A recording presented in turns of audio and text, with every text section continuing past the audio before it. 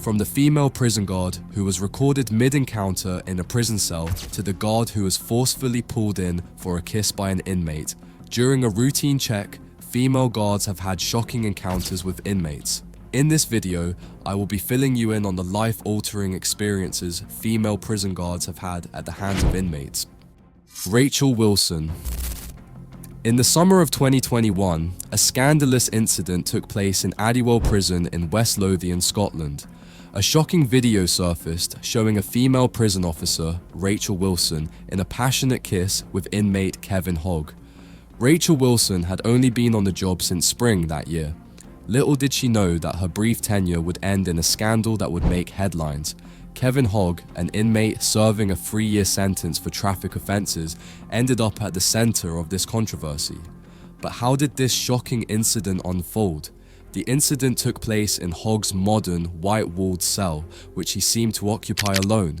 The 79-second clip begins with Hog placing a mobile phone on a shelf facing the door, a clear indication that his actions were pre-planned.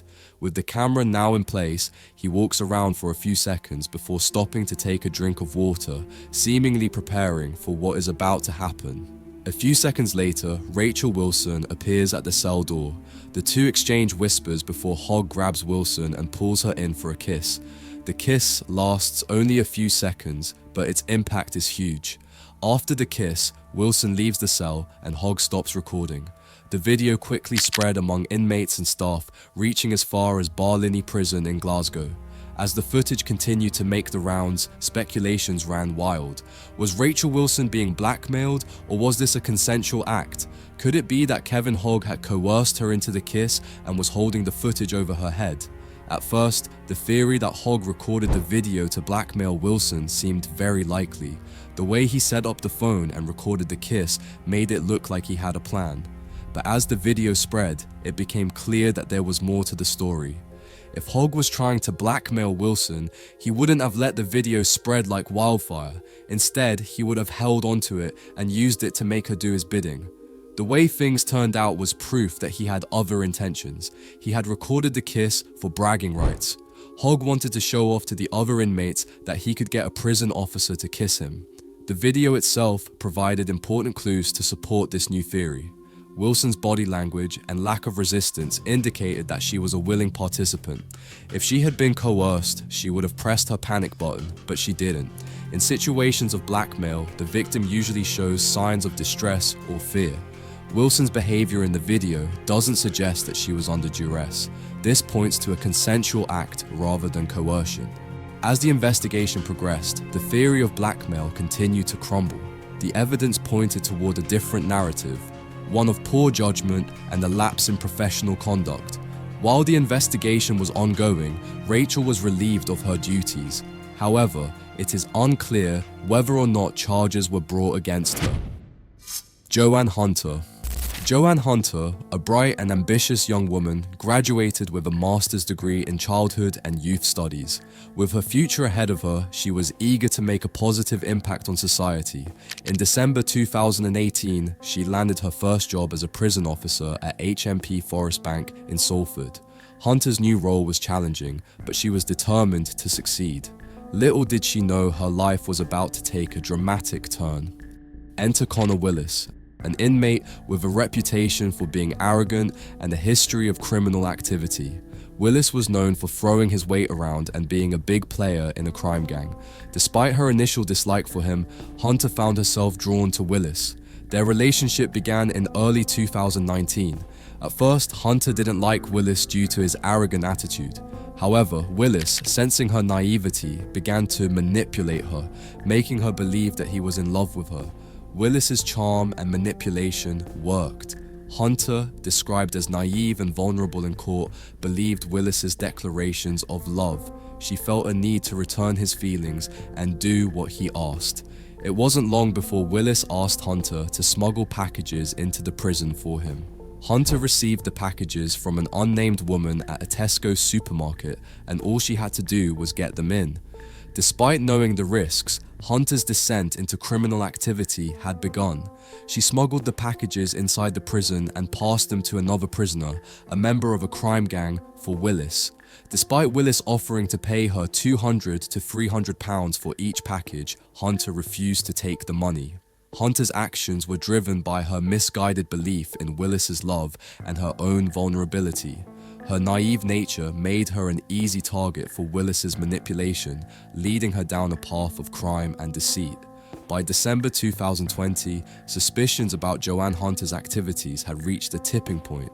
Prison authorities received information that she was smuggling items into the prison, and an investigation was launched to uncover the truth. Hunter was called in for questioning by security managers. Under pressure, she admitted to having a relationship with Connor Willis and smuggling packages for him. This confession was just the beginning of a deeper scandal. A thorough search of Hunter's belongings revealed explicit photographs and messages she had sent to Willis. These messages included requests from Willis for different substances. The evidence was damning. Further investigation revealed the contents of the packages from the unnamed woman at Tesco supermarket. These packages, which included a juice carton and a Red Bull can, were coated with drugs.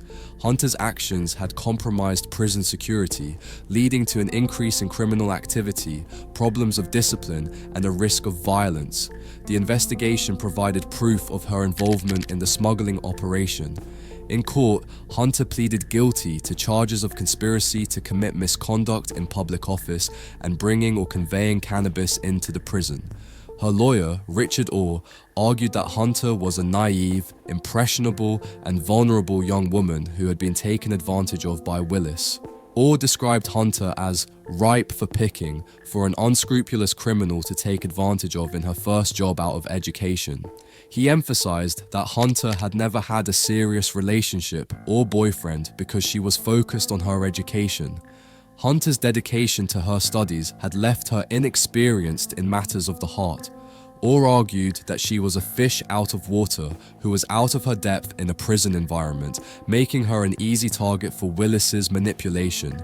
In the end, Hunter received a 3-year sentence. The judge justified his decision, saying her actions had struck at the heart of the criminal justice system. Zula Santiago. Zula Santiago, a 28-year-old woman from Spartanburg, South Carolina, seemed to have a promising career ahead of her as a correctional officer at the Union County Detention Center on Jonesville Highway. She was entrusted with the responsibility of maintaining order and discipline within the facility. Santiago's position required her to be vigilant, professional, and above all, ethical. However, behind the uniform and the badge, Santiago's life took an unexpected and scandalous turn. It all began with seemingly innocent interactions with an inmate whose identity remains undisclosed. These interactions soon developed into something far more personal. The inmate, serving time for undisclosed crimes, managed to form a bond with Santiago that went beyond the boundaries expected of her role. As days turned into weeks, the interactions between Santiago and the inmate grew more frequent and intimate. Santiago, who was supposed to uphold the law and maintain a strict professional distance, found herself drawn to the inmate. The relationship took a darker turn when Santiago began to engage in intimate interactions with the inmate. According to arrest warrants, she willfully engaged in sexual intercourse with the inmate on multiple occasions. These actions marked the beginning of a scandal that would not only end her career, but also lead to severe legal consequences. Santiago's actions were a clear violation of the ethical standards expected of a correctional officer. Her role was to enforce the rules, not break them. The bond she formed with the inmate was not just inappropriate, it was illegal. As a result of the power dynamics within a prison setting, any relationship between an officer and an inmate is considered to be a case of abuse of power. Although it's unclear how the details of the illicit relationship came to light, an investigation began almost immediately. When confronted with the evidence, Santiago admitted to her crimes and was relieved of her duty. She was also charged with 2 counts of first-degree sexual misconduct with an inmate. Santiago's sentence is not public knowledge, but it's likely that it was befitting of the crime she committed. However, some people believe that since the details surrounding the relationship and the investigation have been withheld from the public, there may have been more to it. Santiago may have been a victim. Tina Gonzalez. Tina Gonzalez began her career at the Fresno County Jail in 2016. At just 26 years old, she was seen as a dedicated and hard-working correctional officer. For 3 years, she maintained a seemingly spotless record, earning the trust and respect of her colleagues. But beneath the surface, a scandal was brewing that would eventually lead to her downfall. The initial discovery of Gonzalez's illicit activities came when the Sheriff's Office's Vice Unit and the department's Internal Affairs Division received a tip-off. The information suggested that a male inmate had been given a cell phone and was engaging in sexual activities with a correctional officer. This tip prompted an immediate and thorough investigation. As the investigation unfolded, shocking details emerged. It was revealed that Gonzalez had not only engaged in a sexual relationship with the inmate, but had also smuggled various contraband items into the jail for him. These items included a cell phone, which allowed the inmate to communicate with the outside world, and razors.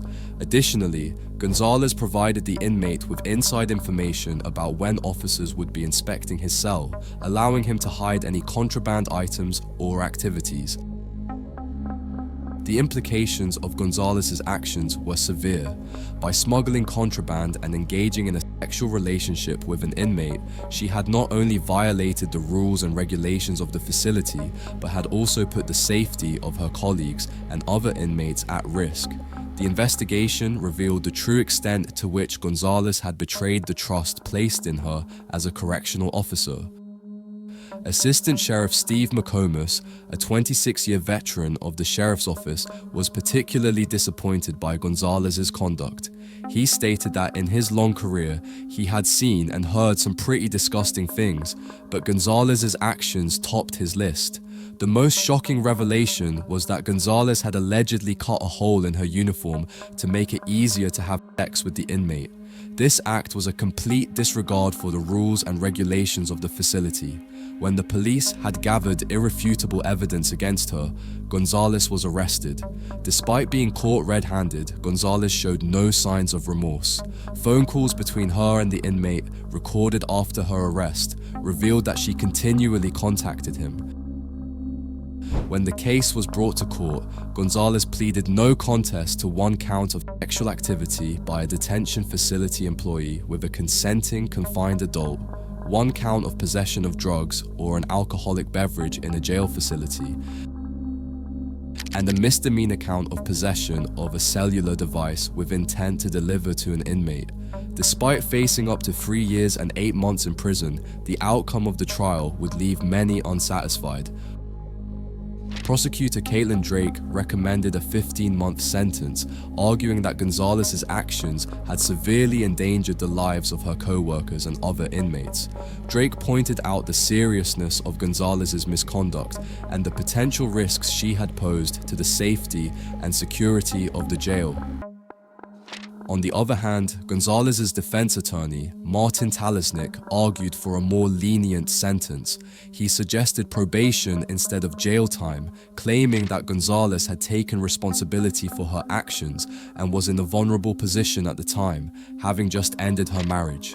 Talisnik argued that it was never Gonzalez's intention to bring any harm or danger to the employees or anyone else in the jail. In the end, the court sentenced Tina Gonzalez to 2 years probation and 7 months in the county jail. Nikisha Knoll. In the heart of Butler County, Ohio, Nikisha Knoll had been serving as a corrections officer for just 18 months before things took a dark turn. Her career seemed promising, but little did anyone know that a scandal was brewing behind the walls of the county jail. It all started when a sharp-eyed correctional sergeant noticed something unusual. This sergeant, whose name remains undisclosed, had an educated hunch that something wasn't right with Nikisha's activities. He observed behaviors and actions that raised red flags, which is why he decided to report his suspicions to higher authorities. The Butler County Sheriff's Office, led by Mike Kraft, took the sergeant's concerns seriously and launched an investigation into Nikisha's conduct. The investigation quickly uncovered shocking evidence. Nikisha was found to have smuggled contraband items into the jail, including a cell phone and electronic cigarettes. These items are strictly prohibited within the confines of the jail because their presence is a significant security risk. The discovery of the contraband items was just the tip of the iceberg. As the investigation progressed, more damning evidence came to light. Nikisha's actions were also a violation of the law, but there was more. During questioning about the contraband, Nikisha made a shocking confession. She admitted to having a sexual relationship with a male inmate. This confession confirmed the suspicions of the investigators and made the case all the more complicated. The authorities were now dealing with not only the smuggling of contraband, but also a serious violation of ethical and legal boundaries. As soon as the truth was revealed, Nikisha was fired and charges were brought against her. She was indicted on 2 counts of sexual battery and illegal conveyance of a communications device into the jail.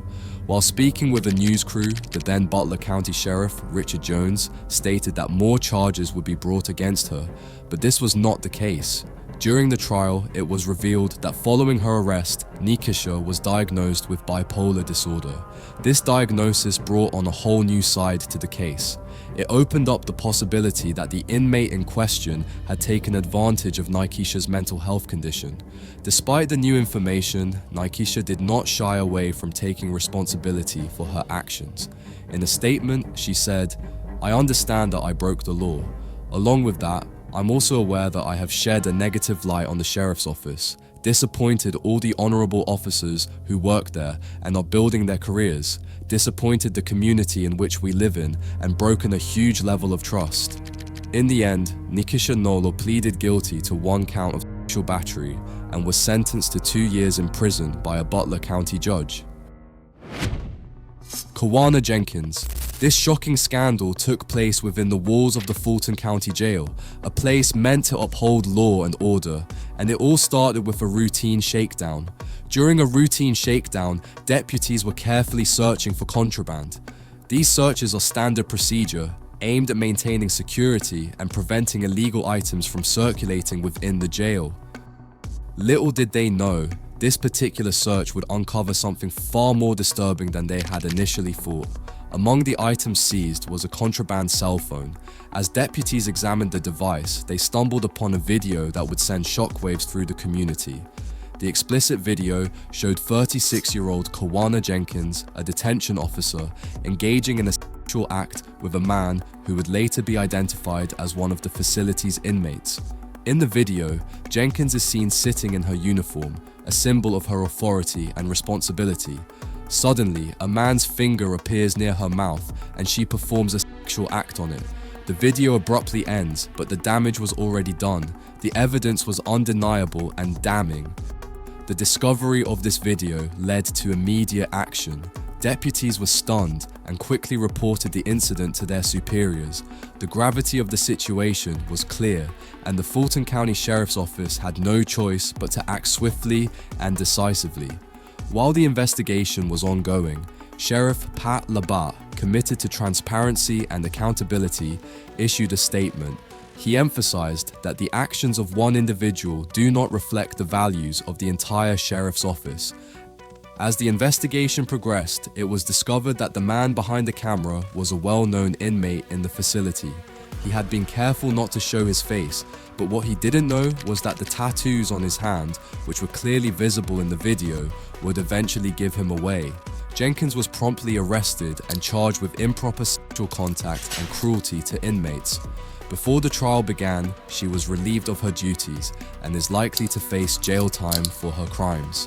From a detention officer uniform to a Fulton County Jail jumpsuit, Kawana Jenkins' life took a dramatic turn. The once respected officer now faced serious charges, and her career in law enforcement was in ruins. The incident not only tarnished Jenkins' reputation, but also raised serious questions about the security and oversight within the jail.